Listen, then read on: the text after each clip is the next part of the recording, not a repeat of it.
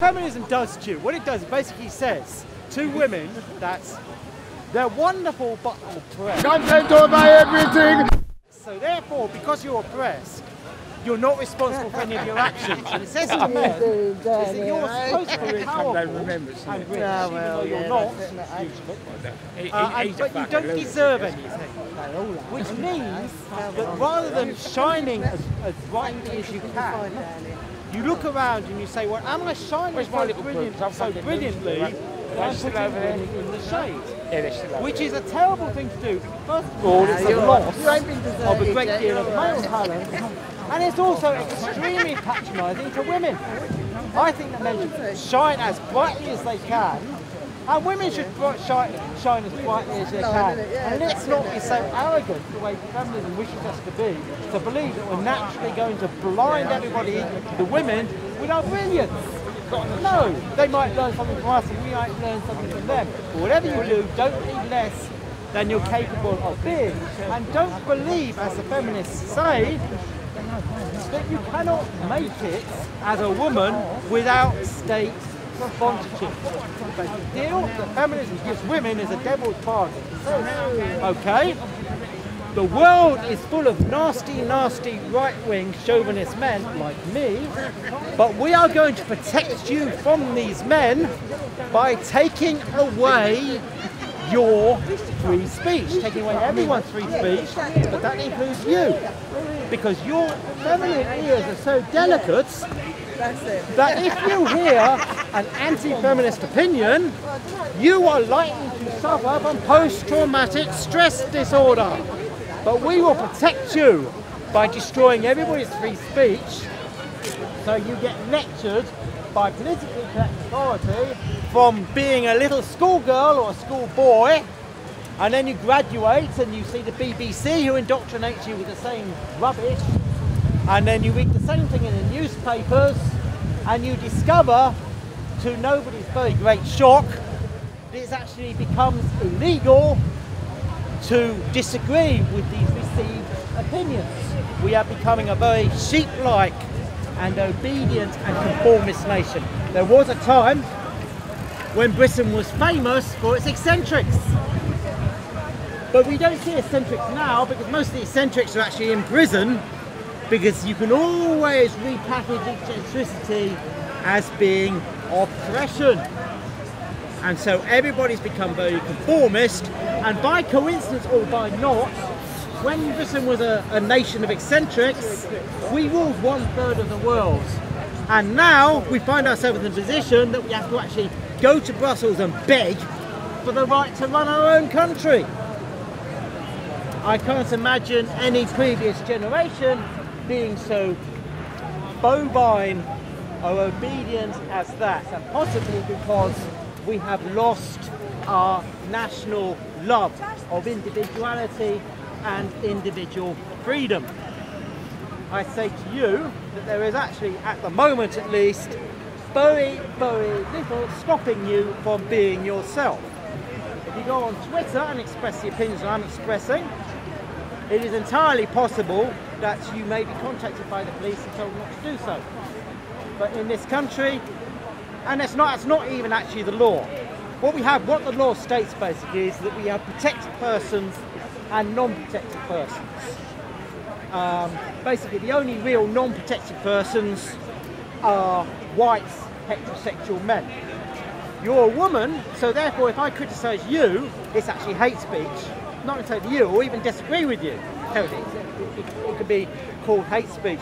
But if you do the same to me, it's not, because I'm a man, and therefore men are allegedly supposed to be running the world, and allegedly supposed to be so much tougher emotionally than women are, that we're not deserving of any protection. In reality, the way this works is that if you disagree with official ideology in any way, and if you say that this victim culture or feminism or multiculturalism is wrong, what you're actually doing is criticising the authorities, and then you go to prison for oppressing women or this or that minority group. In fact, the laws pretend to be protecting these so-called minorities, whereas in fact it's protecting the very, very rich and the very, very powerful who are promoting this particular ideology. So it's protection of the powerful from the weak rather than the weak from the powerful. Now, on the subject of minorities, of course, only, well, less now, but less than 17% of the population are the majority. And these are heterosexual white men. Minority. Sorry? Minority. Well, minority, but we call you the majority, which means that because you're the majority, you do not have any legal protections in the same way that so-called minorities do. There are more women in the country than men, but women are a minority, and so on. The only way well, there are two ways that you can become a minority if you're a white man. First of all, you can become Cornish, because people in Cornish have the same legal status as black people, which would probably surprise a great many Cornish people. And of course you can become homosexual, which is allegedly a persecuted minority, but in local government it's practically mandatory. So you've got a nice bit of protection, at least you can pretend to be gay. But that's the only way in which you can actually have any form of legal protection. You can self-identify now. Oh, you can do that. You can identify as a woman, as a dog, as a tree, or anything else. Which is not, they call it feminism and minority rights and so forth. In fact, more honestly, it's actually mental illness.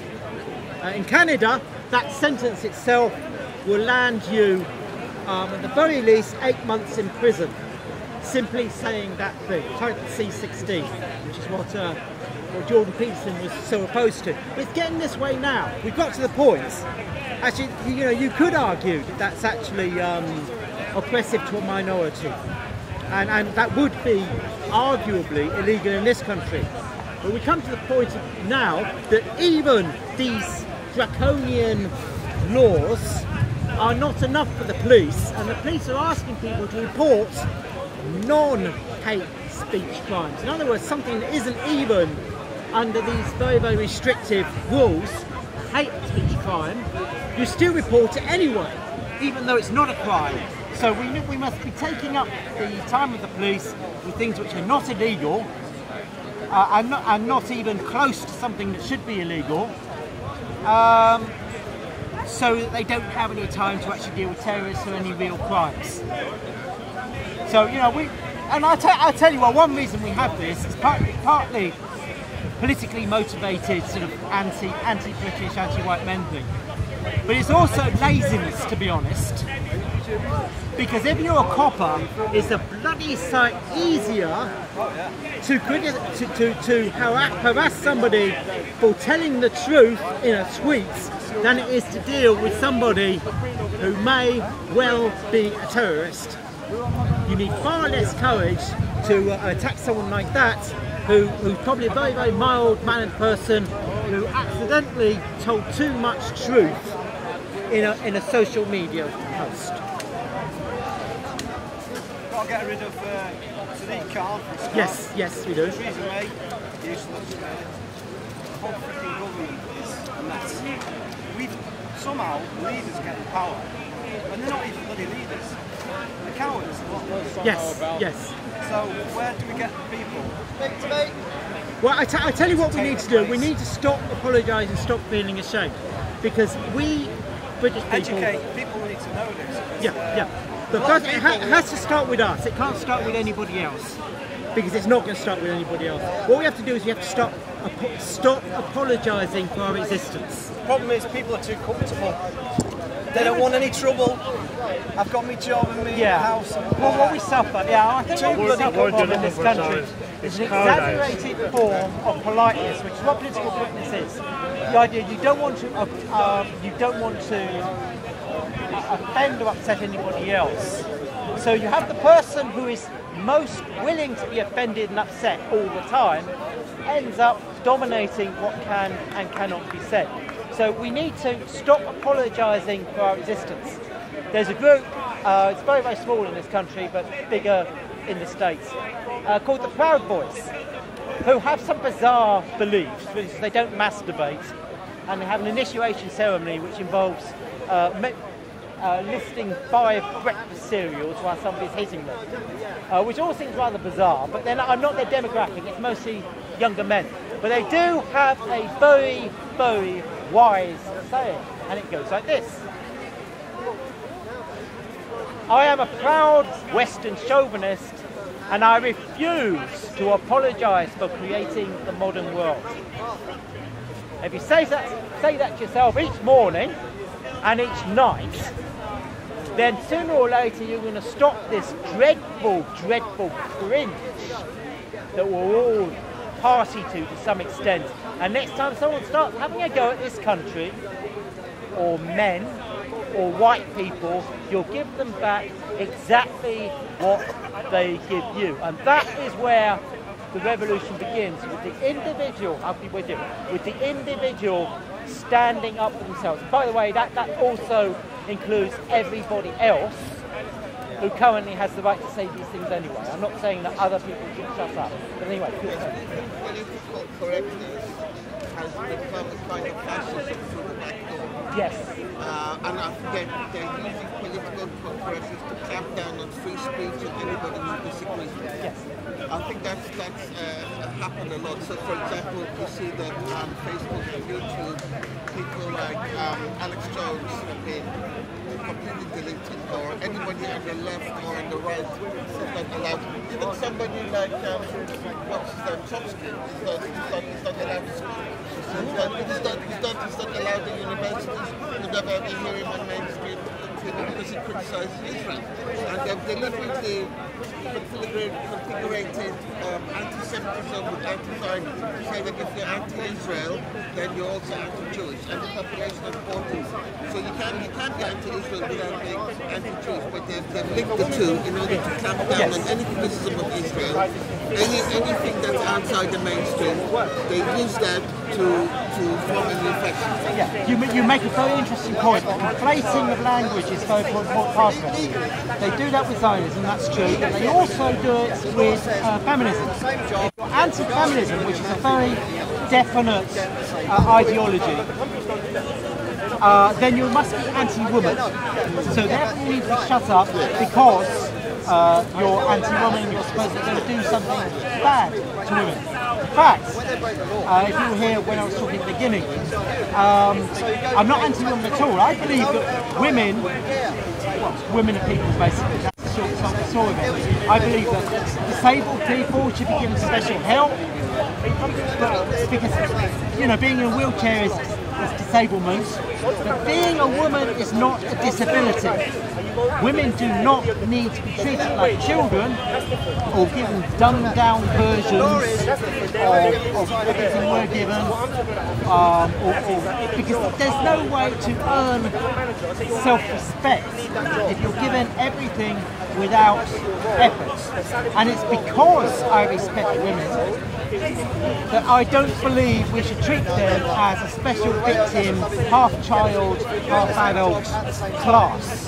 And we should apply to them the exact same laws that apply to us. Because at the moment, we have two completely separate, well, not completely separate, largely separate laws. For instance, if you were to murder your child, that would be murder. If a woman was to murder her child, that's not murder. That is infanticide, which carries a much, much lesser punishment, sometimes no punishment at all. The logic behind that being is that men murdering children is natural, is what men do, and therefore we should be punished for it. On the other hand, if a woman murders her own child, she must have been mentally ill at the time, because that's so alien to female nature, which is really different to male nature, apparently. So therefore, for that reason, by definition, she must have been insane at the point that she did it. Now, I happen to believe that both men and women are equally capable of evil. Sometimes we express it in different ways. Women's evil is indirect, men's evil is direct. But there's probably about the same amount in both men and women. And we should start judging people as individuals rather than looking at their genitalia and deciding how you can punish about whether or not you've got dangly bits or not. Because that is not justice. If a male teacher, for example, has an affair with a girl pupil, he's deemed a rapist. But if a female teacher does it with a boy pupil, it's like, go and give her one, you know, like that. Yes. You know, but the classic example is immigration. I mean, somehow they put into the mind of the population that if you're anti-mass immigration, then you're automatically racist.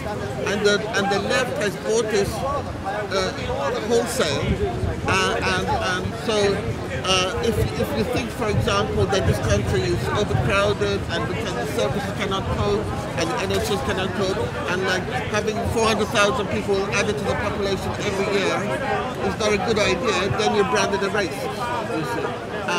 So I think that's one of the reasons that it's just the society is going downhill, and I think that the people who are going to liberate society are not particularly left wing or right wing, are going to be people on the right of politics, not on the left of politics. Because people on the left of politics, not only they're bought into the immigration thing, they're bought into the political correctness. Yes. So they're bought into these two. So because they're bought into these two things, immigration and political correctness, there's a backlash against it. And the backlash is coming from the right, not from the left, from the right. So in America, you've got Trump, and all over Europe, there's a backlash from the right. Mrs. Merkel a few days ago announced her resignation because of the bad results she had in Bavaria, and the right are taking over because they're fed up with mass immigration. You cannot, every time, for example, in Germany, people go on demonstrations, say we cannot just let in 2 million people at a time.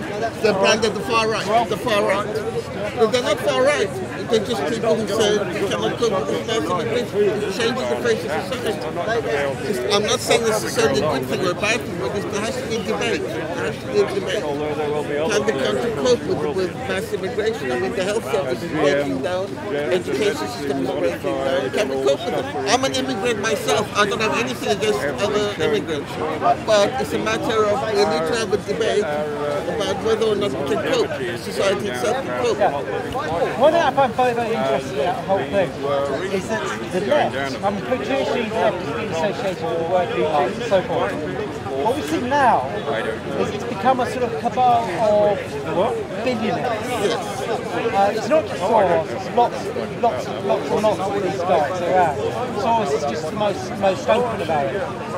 Who fund the left and who bring in immigrants to keep wages down, which is the very thing that the left really should be concerned about. Except the left has decided they hate the white working class, who are not really sympathised with them and don't really regard them. And, you know, express themselves in more honest ways. I think that's the real thing. That they hate most about the working class, is that they're direct in their speech. So they decided to turn against them and become a sort of proxy army for the mega rich, which is truly it's very ironical, isn't it? The left being funded by the billionaires. The left have always been against billionaires, but now they're being funded by the billionaires. People like George Soros. George Soros funds the left, you know, or Hillary Clinton. You know, the billionaires and the banksters that fund her. You know, not the right, but the left. You know. Because the left keep wages down, and they destroy the nation state. The plan is to destroy the nation state, and that has a ring to it for the left, because the left always believes in the working class. The left doesn't believe in the nation state, because communism and the hard left and the soft left believe that the working class all around the world should hold hands and destroy do away with the nation state. But the way it's being done at the moment, it's the interesting thing about it is if you reduce the power of national governments, what takes their place? And what takes the place is effectively lawyers. You have treaties and arrangements between different nations which are then enforced by lawyers. You know, the same sort of left-wing people. The lawyers are a front for the billionaires. What happens when you abolish the nation state or introduce it, you also abolish democracy. Yes, that's what they don't understand. What is what they do understand. It's what they do understand. Because it places absolute power in their own hands. It places absolute power in their own hands. So, you know, these people are, you look at them, they absolutely so stupid. No, they're not. No, they're not stupid. Hacker actually comes here, the communist guy, and he actually says that I am pro-European Union. I was like, it's beyond this guy is on the left. He's been coming here for the last 30 years, saying that MPs and members of parliament are accountable and they should be recalled if they don't do their job. And at the same time, he's praising the EU. And nobody's elected the commission, nobody can remove it. But he's praising it. It's amazing how the left has bought it. But what the EU does, it's the biggest, it's actually the biggest corporate sponsorship job in history. What they do is they take money from most of the working class people, it increases the price of food. Now that overwhelmingly hurts working class people. Because working class people spend a large portion of their income on food than the rich. So it's a tax on poor people, and they take that money, and then they spend it on everything that guardian leaders like. They subsidise Oxford, they subsidise particular forms of art, and so forth. There's nothing wrong with that. But you've got to remember, what they're doing is they're actually sucking up the opinion forming class. People who think they're intellectuals, people who have good jobs in government, all of these people love these products. And they're taking it away from the working class. So it's an enormous political operation to bribe decision makers and to rob those who don't have power. And rob them blind. Exactly. Rob them blind without the individual realising that they robbed them blind. Yeah, because you don't see, it's not, you see the income tax on your wage slip, but you don't see the fact that your food costs about 10% more than it really should. It's an invisible tax. The VAT, the successive governments, what they do is they put up VAT, which affects the poor disproportionately, a lot more than the rich. Yeah. They cut the top rate of tax, and they increase VAT. Then they tell the population we've been cutting taxes. Now, but you see, for the lower wage, the rates of cutting that they do is minimal. But for these people are so desperate that they will say, okay, I would rather have this minimal bit of income tax. But what they don't understand, it comes at the price of service. So, but they say, I would rather have money in my pocket than have better service. That's why the Conservatives get in, even though people hate them, they get in time and time and time in the Western world. Conservatives get in because people buy this idea of low taxation. But the low taxation is good for the top 5 or 10%. The rest of people suffer terribly. Well, what you're describing is very much like what the Republican Party used to be before Trump. Now, you know, the old rhinos, what they used to do is their voting base was very, very largely retired people or people soon to be retired. Now, all they really care about, I mean, they like a bit of flag waving as long as it doesn't involve anything expensive. But what they really want is they want low rate of taxation so that they can enjoy their retirement. And they were the people who used to vote for the Republican Party and who still vote very largely for the Conservative Party. But of course you have the new right that's arising at the moment, which actually says, you know, we're going to have to actually make some sacrifices here. We're going to have to reduce the national debt. We're going to have to sort some problems out so that we can have a future. So that we can have a future as a nation, which will naturally appeal to poorer people and younger people. Because, quite honestly, it doesn't make a lot of difference to somebody who's 65 whether Britain has a future or not. I mean, it would from the point of view of sentiment, but economically it doesn't. But the people who are coming up now and forming the new movements, what everybody calls racists, which on the whole are not, I mean, in a way, they're the libertarian, right? Yes. Like, I mean, even Trump is just so. But the thing is, he puts the front of a libertarian right, but actually, to some extent, he is, but to a large extent, he isn't. Yes, that's because I true. looked at his policy. When he came in, he cut corporation tax from 28% to now it's down to about 17%. Bang, corporation tax. Now imagine a corporation that could make billions and billions. Now, talking about Exxon, for example, not only they pay nothing, they get a subsidy from the government. They get a subsidy from the government and they pay nothing. Now imagine you're a corporation, not just Exxon, making billions and billions. They've just cut your corporation tax from 28% to 17%. So you're paying 17% tax. Somebody earning $80,000 a year has to pay state taxes, local taxes, federal taxes. That would eat up half his income. So somebody earning $60,000, $70,000, $80,000 a year, half his income would go on taxes. But the corporation making several billion a year will pay 17%. So this is a way in which vast amounts of money are being extracted from the population and given to half of them. But that process takes a few decades. It's not overnight. And that process has been happening since Reagan came to power. And what we've seen, because he cut the top rate from way high, very high to about 40%. So this transfer of wealth that has been happening in the Western world, a vast amount of wealth. So that if you actually look at the charts of who owns the wealth in America, if you look at the charts, so you've got the working poor, you've got the underclass, then you've got the working poor, and then it's like next to nothing, and then you've got the middle class, you've got the lower middle class, even very little, and then you've got the upper middle class, a little bit, and then you've got the top 1%, and then you've got the top 1% that goes up, and the top 1/10 of 1%, it goes off the chart. It goes off the charts. And it's interesting when they ask Americans, where do you think the wealth of America is? The charts that they will draw is something like that. But the perception is, where the actuality is like next to nothing, and then the top 0.1% is off the charts. It's off the charts. And that's what's happening. And then Trump is actually accelerating that by things like corporation tax coming down and down. I mean, imagine, it's unbelievable. Most Americans have got 2 jobs. I lived in America for a few months. It's like you get up at 5 or 6 in the morning, and the freeway is chock-a-block with people going to work. Chock-a-block. They have 2 or 3 jobs just to make ends meet. Most Americans are 2 paychecks away from being on the streets. And yet, you've got people who are trillionaires.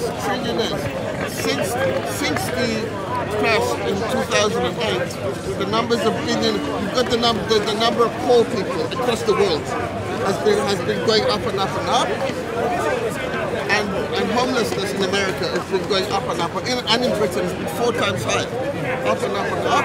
At the same time, the numbers of billionaires and trillionaires is expected to go down. It's been gone up. Since the crash, there's twice as many billionaires and trillionaires. Well, there are two reasons for that. The first reason that's very interesting is that governments all over the world decided that the way to get the government movement again was to reduce interest rates.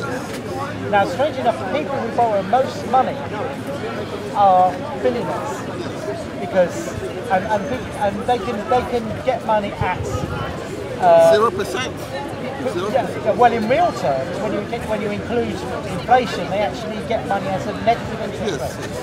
And so anybody, you don't have to be particularly bright to make money if you're actually paying less than 0% on your loans. If you just buy a whole load of shit, you still make money because whereas inflation cuts the wages. Yes, but in fact you don't buy a whole load of shit. What you do is you buy buildings, you buy land, which raises the price of property so high that working people can't live on anymore.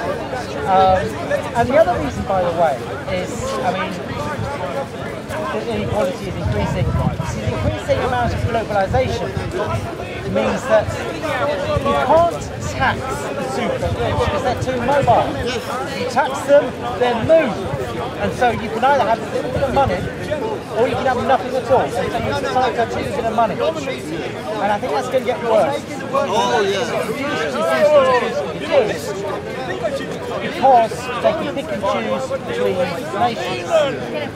So this is why we have this movement towards nationalism. People can't move. You have a job, either in a factory or whatever. You employ the capital to move. In other words, but you cannot. And so for that reason, your economic interests are in closed borders. Reduce capital mobility, reduce labour mobility. And so-called left who run things still in this country, not so in the States, acts as if they're entirely baffled. They don't believe in national borders. Yes, and the more than that, they act as if they're entirely baffled as to why anybody would wish to protect their interests in the same way that they protect their own interests. So they are entitled to act in their own interests, but we are not. A classic example is Ireland. It's an Ireland after the crash went totally bankrupt. Totally bankrupt. So there were two big Irish banks, Allied Irish Bank and Bank of Ireland, that accrued a debt of something like 70 billion euros for a country of 4 million people. That's a vast amount of money. And what happened was that debt that was the bank's fault was pushed on the population. And then the state went bankrupt. So what did they do? They cut the rate of corporation tax to such an extent that big companies, multinationals, instead of basing themselves in Britain, which is in London, which is the capital of crooked banks, they put themselves in Ireland. So, for example, companies like Starbucks or Google have based themselves in Ireland. They pay very, very little corporation tax. Very, very little. So imagine they make most of their business in Britain, but they're based as if they're doing business in Ireland. Now, Ireland's got a population of 4 million, Britain's got almost 70 million. But they're not paying the taxes on the business they do for 70 million people, and the rest of Europe, they're paying the taxes for 4 million people. Yeah. So in a way, Ireland has been able to extract that money to write up its debts. At the same time, we've had to pay for it because they're based themselves in Ireland. That is absurd, and they're getting away with blue murder. They don't pay any taxes. That the working man is paying 40, 45, 50% by the time they pay VAT, by the time they pay state taxes, by the part of and this situation cannot continue. And it reminds me of the French Revolution. The French Revolution was started to boil up. It reminds me even more of 1848, yes, which hardly anybody talks about, but yes, it was the largest revolutionary wave anyway. I think it was the 30 all over Europe, yes. 30 different countries, there were more countries then, had revolution in a few days, one another. And that was very similar because basically Europe was run by international bodies, one way or the other. You had a church, who had a great deal of authority, international bodies, Roman Church,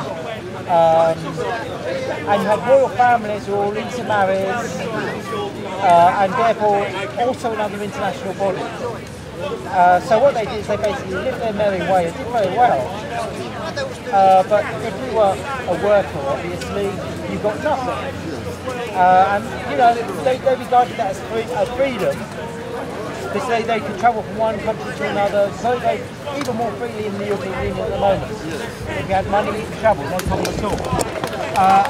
And so, probably without understanding it terribly well, you know, instinctively the masses of people decided they were going to create nations. Yes. And they call that whole thing the birth of nations. What they basically say is, okay, well, this is Hungary, this is that, this is the other, and we're going to simplify things and actually create nations with some form of democratic oversight to varying degrees. And this is what's happening now.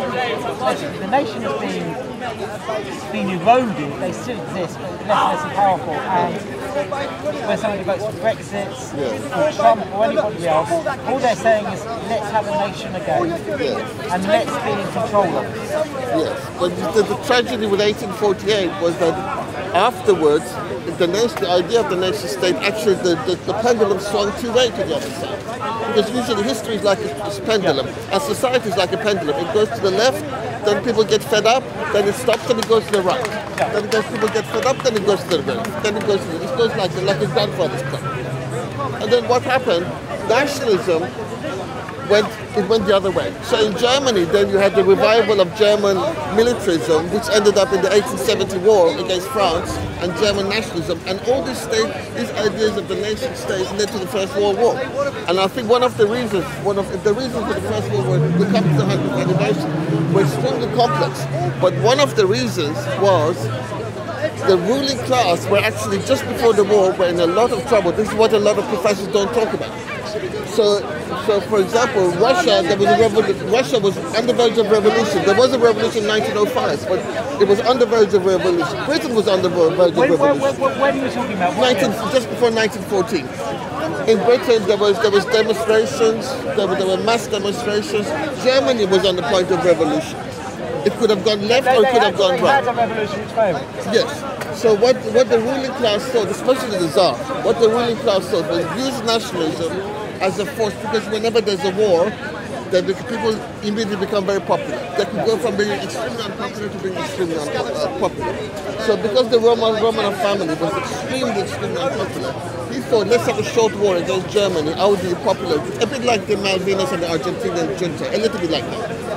So they created the ruling class. They created this war to revive nationalism and revive their popularity, which they did for the first 6 months or a year. They were extremely popular.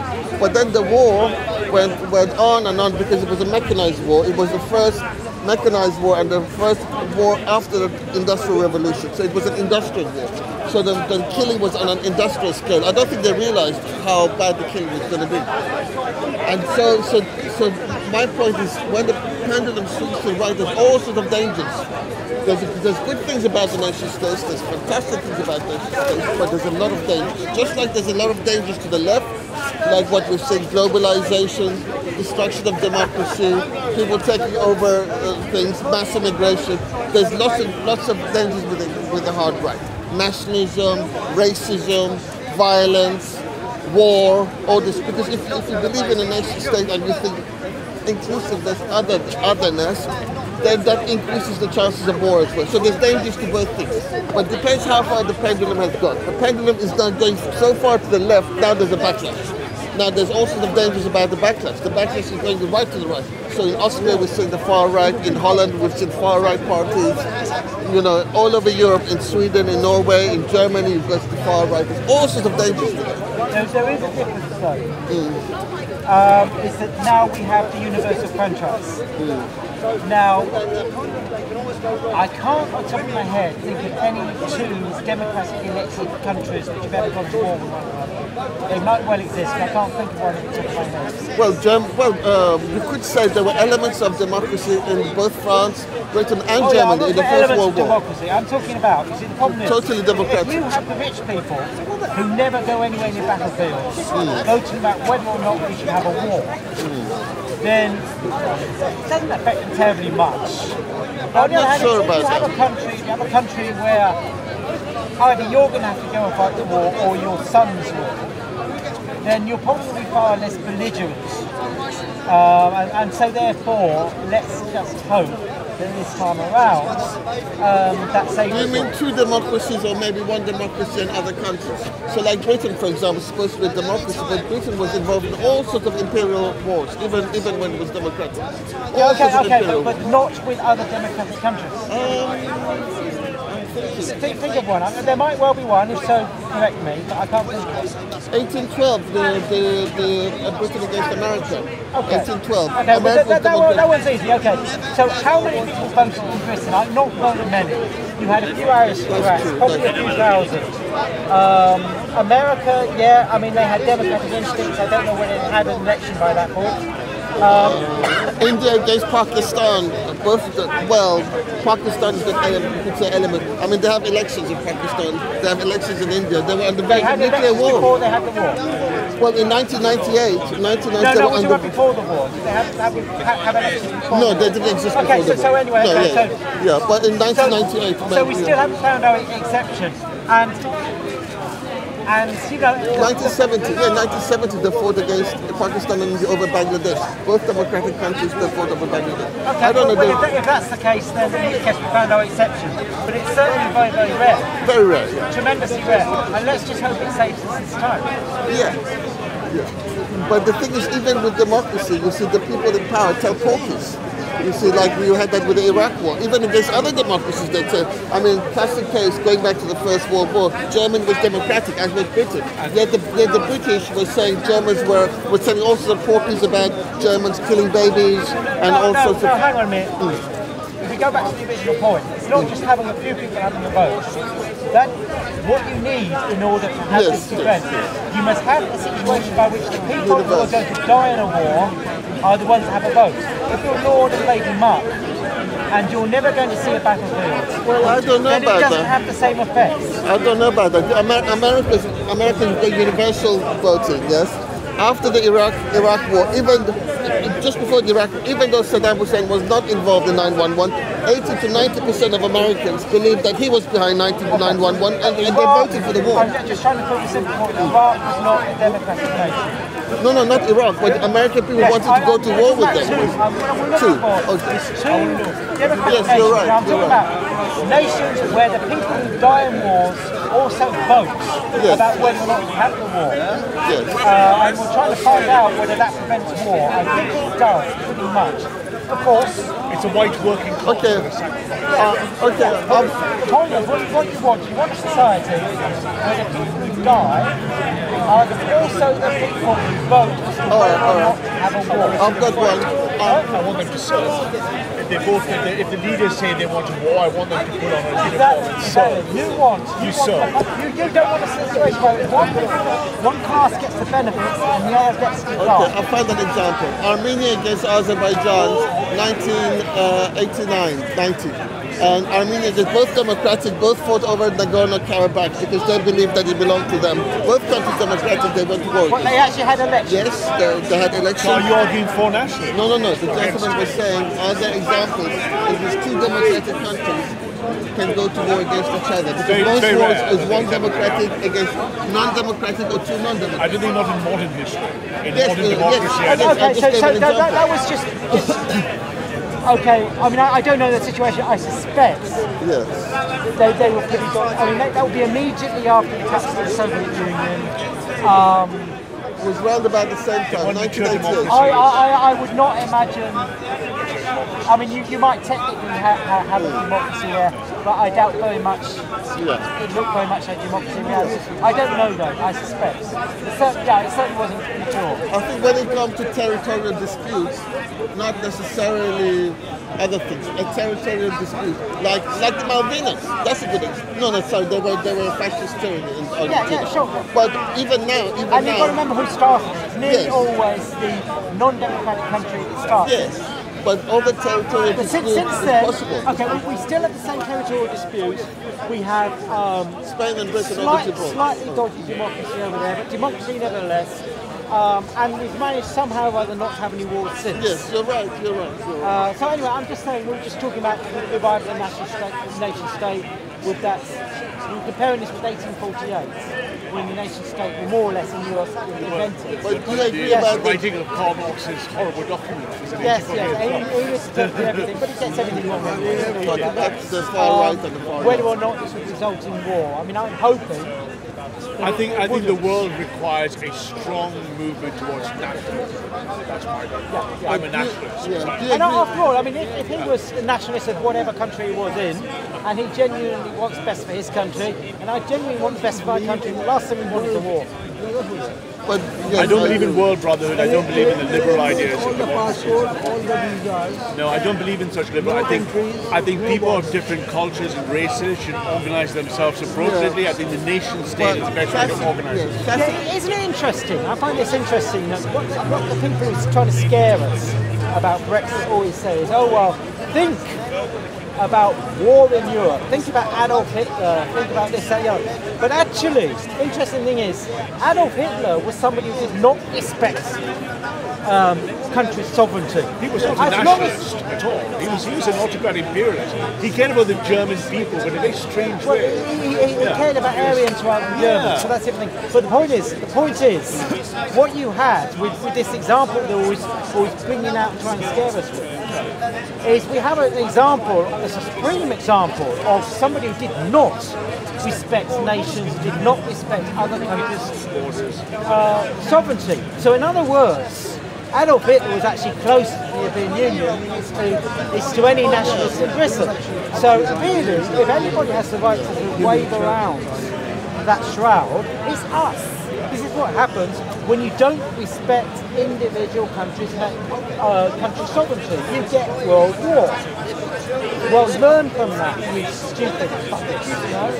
But no, they seem to be incapable of learning anything, whatever. And it's just convenient for them to say, oh well, you must be a Nazi. If you like democracy, if you like democracy, you must be a Nazi. But I didn't know that Nazis were terribly democratic. And you know, if you like Pepe the Frog, I didn't know that Adolf Hitler had a great sense of humour. Well, I was banned on Twitter for being a white supremacist. They're missing a key point. Just one observation there, but I was banned for being a white supremacist. That's what absurd it is. Yes, well, you get more absurd than that. Anybody who gets banned from Twitter must be okay in my book. Okay, this is okay. Are you arguing for a resurgence of nationalism? Yes, yes, I am. Yes, I am. And you're obviously against Brexit. No, I'm for it. Yeah. Well, we just discussed, the possibility. When we brought up 1848, which is, as known as the birth of nations, where people said we're going to run our own place.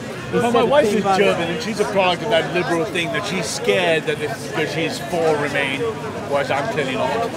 And the idea she somehow thinks is that we'll all go to war and that the peace has only been maintained by this European Union. And I'm saying the peace has been maintained by the United States and Royal Air Force. There are no more tanks anymore because they've been blown out of the ground. It's an unprovable, at best, it's an unprovable hypothesis. It is. Unless you happen to have access to a parallel universe and you can pop across and see whether or not there are war. Parallel universe where the European Union never formed. People don't understand that the European Union is a front for the corporations, the billionaires, and the banksters. They don't understand. It's a globalist program. Yes. They've been conned into thinking that the European Parliament, because it has the word Parliament in it, is a genuine Parliament. But it cannot make any laws. People do not know. 99% of Remainers do not know that the European Parliament cannot make any laws. It can only approve of laws given to it by the Commission, who are not elected. Ask the average person who their MEP is. Exactly, that's what I was going to say. That actually proves it. And I don't even know the party. The party group that MEP belongs to. No association with the culture of the nation. There's no affinity or blood and soil and heritage and locals. And then the front is red herring that if you're anti-EU as it stands now, then you must be anti-foreigner and you must be a racist and you must be anti-progressive. And people vote. Everyone is a racist. It's wired into our DNA. It's called in-group preference. It's not a moral stance. It depends how it expresses itself. Because the thing is, like I was saying in gentlemen, in Germany, I've been to Germany many times. You've got mass demonstrations against the mass immigration that's been taking place. And then the media always uses the word the hard right. The hard right. Now, 90% of these people, yes, but this doesn't mean that these people are hard right. 90% of these people are just ordinary people who think that the culture of Germany is completely falling apart. There are massive amounts of crime. Now, you cannot mention that there's been a massive hike in crime without being accused of being a racist. Yes. Well, even anecdotally, my wife's from Cologne, and I've gone there many times, and after 2015 and 16, you have literally, and I want to use this word disparagingly, Afghan-Syrian migrants as hyenas running around the train station constantly. And there's nothing German about that whatsoever, and they will never integrate. They've come to older stage in their life, and they shouldn't be there. I went to Hamburg. There's no benefit to the German economy. I was mugged in Hamburg. I went to Berlin, somebody nearly stabbed me. There's thousands of... So what race did this? We can be honest about that.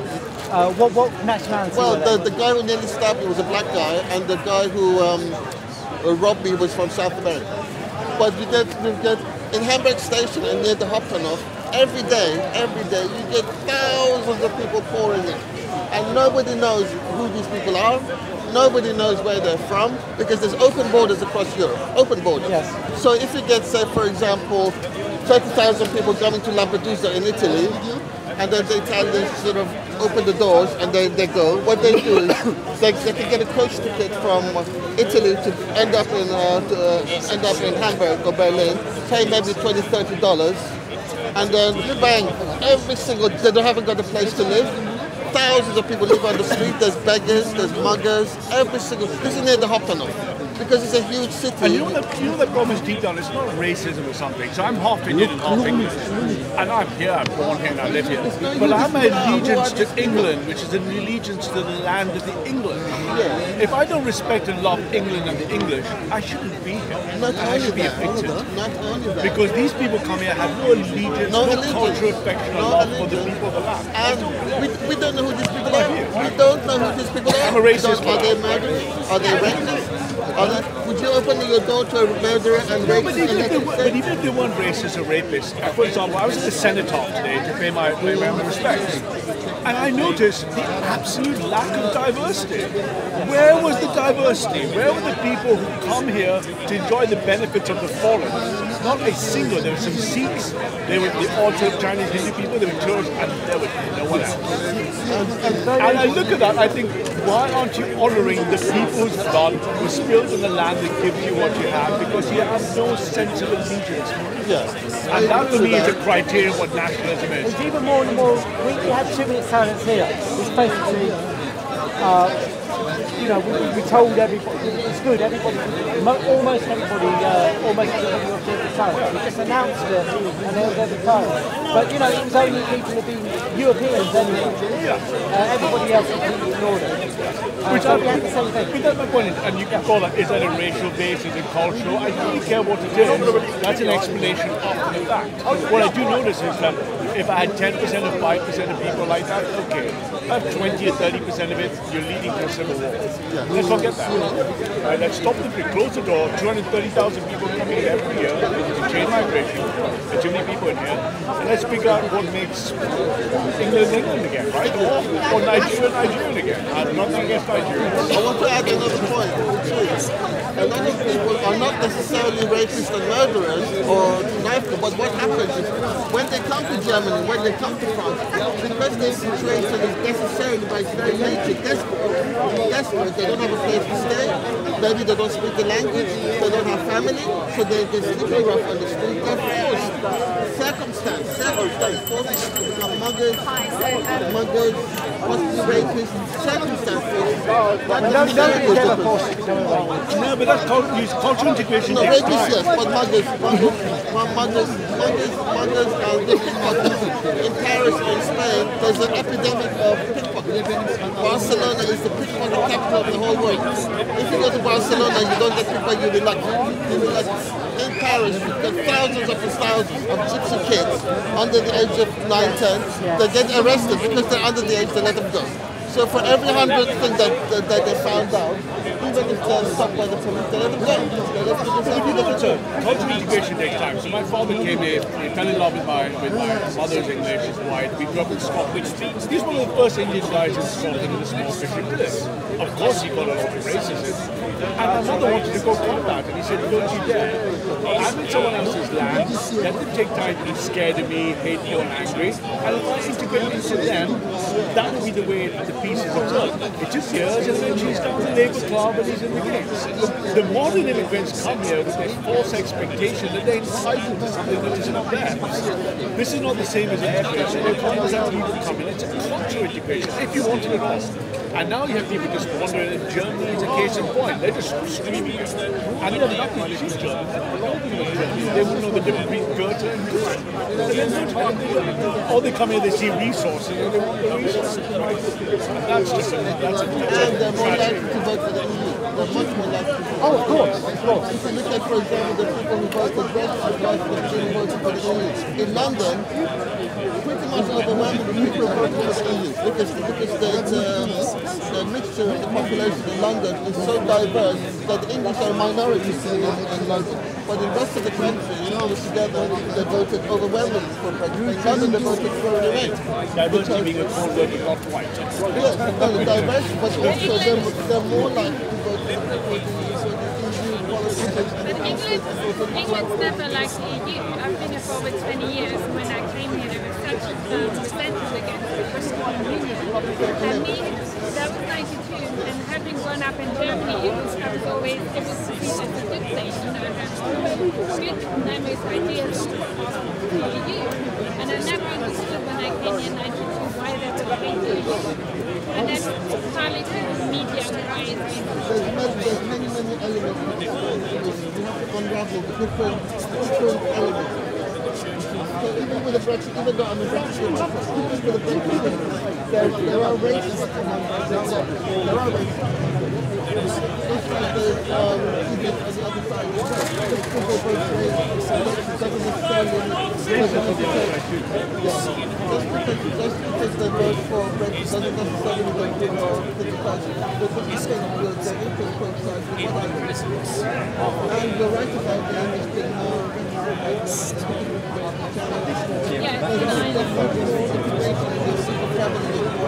yeah, but seriously, in Germany you get into a car and you decide to drive to France, you know, you drive to Italy, you just feel much more connected, whereas here you just don't because it's one of the reasons, but the other reason people resent the commission. I resent the commission. I like you.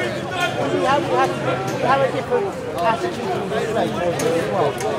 We see the state far more of a servant to the master than most European countries. That's my impression. Sorry, say again. We see the state far more of a servant than a master. State. The European. Yeah. Basically, the government should not get public It's there. When you need it, you open up the cupboard and the government is there. It doesn't tell you what to say and what to think, or tell you about what is or what is not, and accept your morality. Now, that's changed recently. The government does tell us which values we should hold for people, what jokes are permissible to say, and all these different things. This is completely new, and we don't like it. Yeah, but the freedom of speech in England in journalism is much less than it is, for example, in Germany. Maybe because the German journalists say what they're supposed to say without being told. Maybe essentially, I think what I'm told is that Germans, when they're in school, are told to say about German issues. And that shuts you up. They're meant to be taught If you're brought up in school, there's a shame about German. be what? Shame. Shame. Yes. The young generation is. Not the young, but your generation. Well, what I'm told is by Germans I talk to is they talk about the third life all the time. And you're supposed to feel bad about yourself. That's something we didn't do. yeah, but this is. I mean, I'm born in 72, so I'm very much brought up within that sentiment. You know, we had a lot of conversation about the Third Reich War, why it happened, everything. But now the younger generation, they just don't feel connected at all. My friend he's a history teacher in school. He talks about the kids in the thing, they're like, nothing to do with me. And also in the way in school, the subject's being approached much more critical and from a much more different point of view than when I went to school. The generation Z is much more conservative and likely, which is good. Anyway, within history, there's a movement now to view the kind of the cause of the Second World War in a very different You're not allowed to question certain things. You go straight to prison if you question certain things. Absolutely. And we both know what it is, and if it's in German, You can't address them. But you should be. No, but I think that's fair. You should be doing the bit, you know. Oh yes, this is where we disagree. And I'm not having a between the continental view and the British view. The British view is the individual is dominant. Now, if I want to, and I don't agree with this, but if I believed the World War VI happened, I think I should have the total right to say it and explain the reasons why and have a rational conversation about it. I In get Germany, that. you go to prison for that. Yeah, but you have to, I mean, look beyond that and understand why that's I know like that in exactly Germany. why. I know exactly why. You know. It's because you're a conquered nation, and the people who set your government up wanted to keep you that way. But you know, it's a funny thing. It's But, but you go to the pubs, right, in Germany, about last yeah, but hey, are how you would proud you, to be? if you after the Second World War, the war's over and you're about to form a new state, and you just know you caused a massive mess across the world, killed millions of Jews, and caused millions of young people to die. I mean, how would you kind of think how you should behave to the rest of the world, or not talk, speak about What I should certain do, things now, certain what ways? I think, I talk about this in the English tradition, which, by the way, is pretty much just been stamped and extinguished in this country. Is that you are responsible for your actions and nobody else. There's no such thing as collective guilt. It used to be called English liberalism. Yes. And from my point of view, it's just common sense. But you're responsible for what you do. If you do something bad, sort it out. You feel bad about it. Okay. If somebody else did something bad, they should feel bad about it. You cannot inherit guilt. That's actually a racist idea. That because you're a white German, you're guilty about something you never did. I'm not guilty about anything. But the system you're describing, about Well, I'm talking like 45, 55, like just So after why the are you unable to describe the thing that no one would mention in Germany? She doesn't know about the change. She's I'm not allowed to discuss it, and you're not.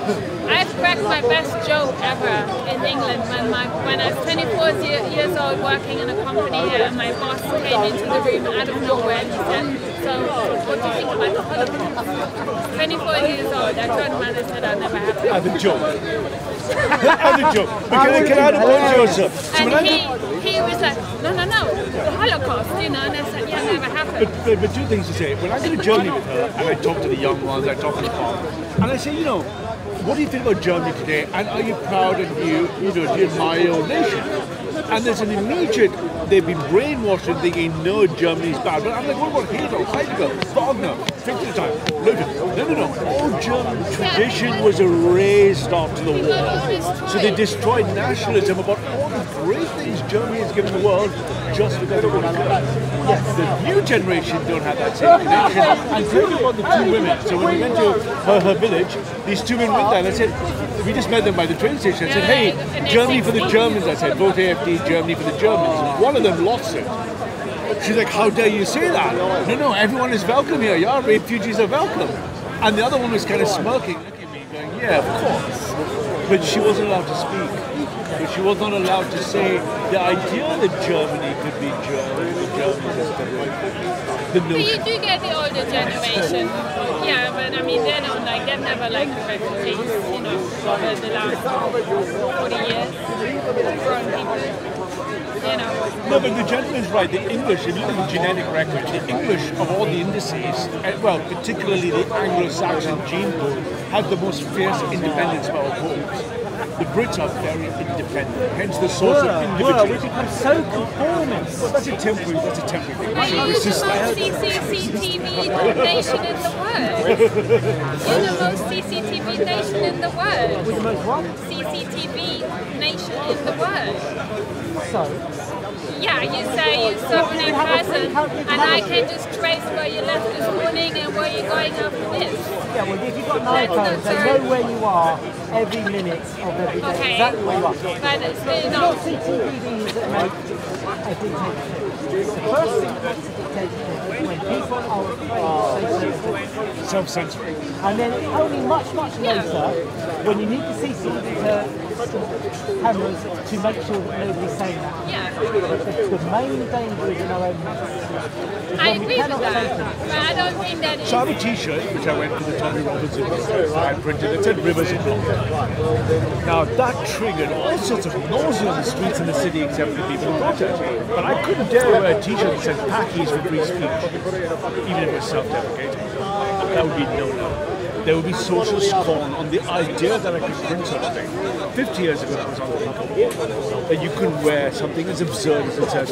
Yes. Even Rivers of Blood got me with a long lens photograph. People go, why are you wearing that? Because that was my alternative to Enoch Power was right. And you look at that, you're not allowed to express.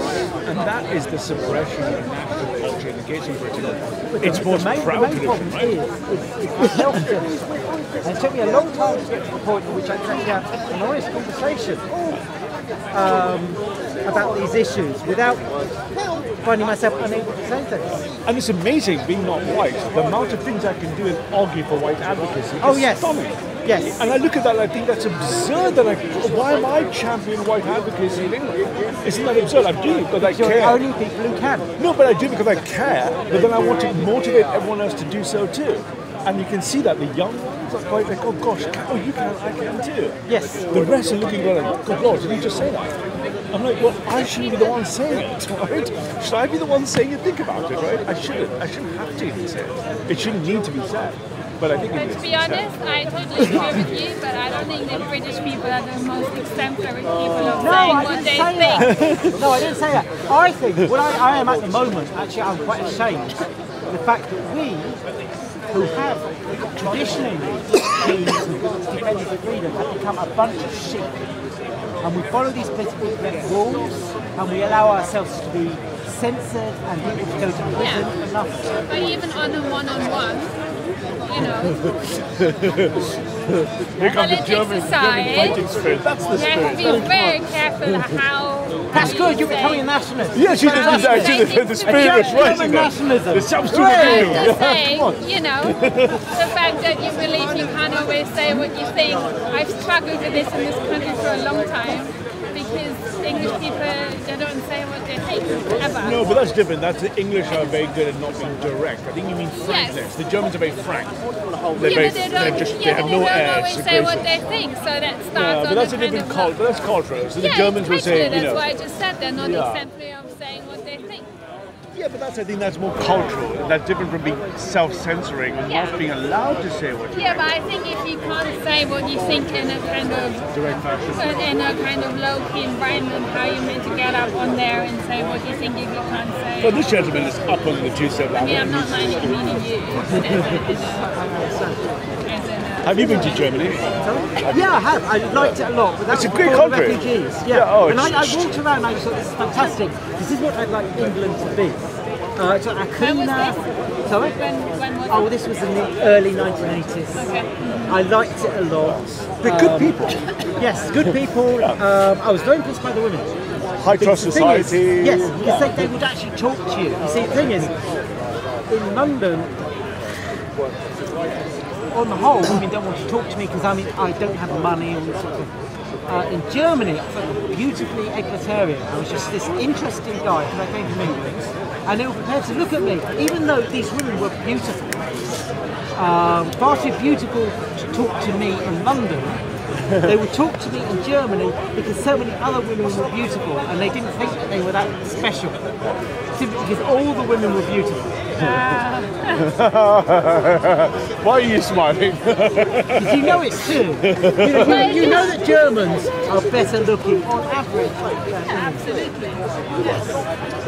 So I have a good friend, a very good old friend who's Swedish, and he has a theory on that. He says that's because we raped and took all the good-looking ones backward ones over 1,000 years of Viking rape. It's entirely possible. He said, no, we picked all the good-looking ones and we took them back to Sweden. But why are they all blonde? But do you think there's hope? I think there's hope now. I think the nationalist populist movements of all forms. So I work with Anne-Marie Waters in Britain, and as part of the idea is that we think we can replicate. A good friend of mine is the AfD member of Berlin, we know, and I met him in 2012. He's now an MP for Berlin. And the idea is I think you can have a nationalistic, resurgent populist view that isn't labeled necessarily as racist. So everyone wants to say far right, far right. They just say, look, there's traditions and cultures, and they should be allowed to evolve themselves. This idea of putting this melting pot. Look around here. You come here at night. It increasingly doesn't become English. And I don't have any disparaging view of these. Well, I do of some of them. But that's losing a sense of what the place is. Do we all want to end up like Brazil? Look at this. I'm half Indian. India is the largest, powerful nuclear world ethno-state. I can't even buy property. Right? And And they wouldn't even let me buy a house, right? I'm like, you're not, that's how hard it is, right? Well, here half the Arabs can buy up at your own, right?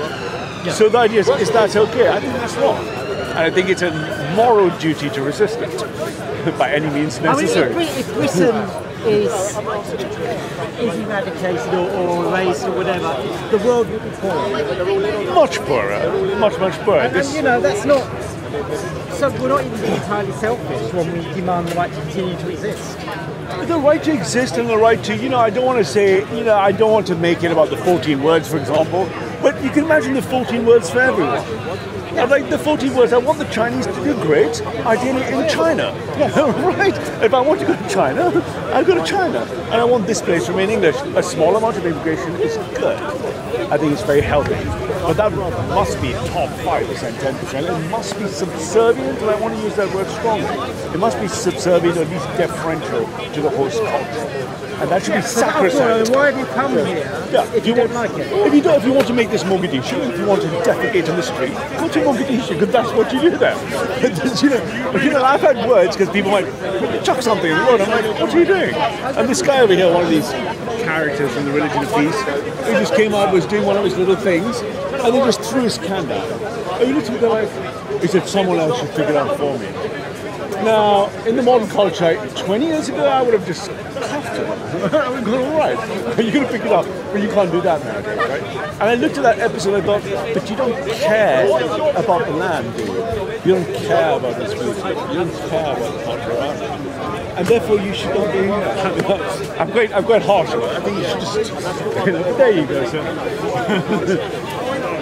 Hey! I tell you what, there's a little thing which Germans in particular might find helpful to say. There's a group called the Proud Boys. Oh yeah, Gavin McGuinness's voice, yeah. Yeah, they've got a lot of funny things they do. But one of the things which I think is quite useful, they have a little saying, which is very therapeutic. They sort of say it as a sort of mantra in the morning to clear out all the political correctness. I say, I am a proud Western chauvinist, and I refuse to apologise for creating the modern world. That's a very good thing to say. Because it's not anti-anybody, it's saying, well, you created this gift, and that's fair enough.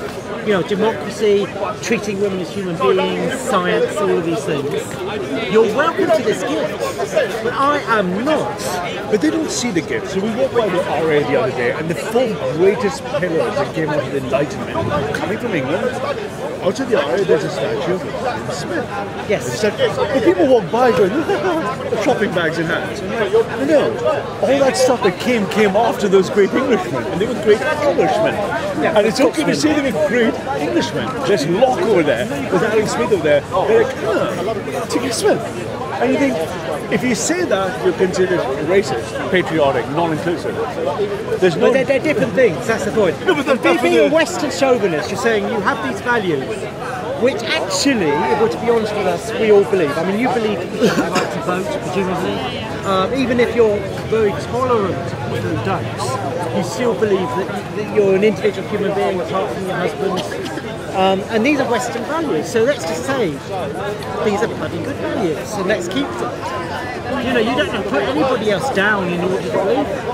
That's the genius of that statement. It's not anti-anybody or anything.